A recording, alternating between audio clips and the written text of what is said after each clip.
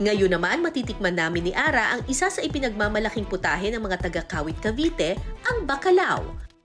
Ang pangunahing sangkap nito, isang produktong ginamitan din ng asin, labahitang daing.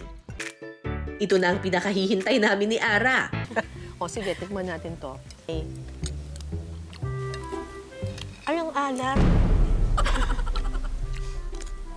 Parang ano, parang daing dried fish. Pag kinain mo yung mismong isda, maalat yung isda kasi daing siya eh, dried fish siya. So, ang nag-neutralize dun sa alat ay yung mga vegetables. Di ba?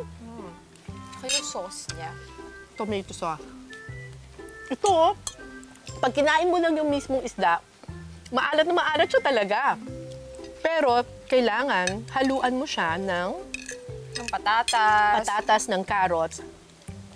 Ayun. Para mag-neutralize. Balanse na yung lasa.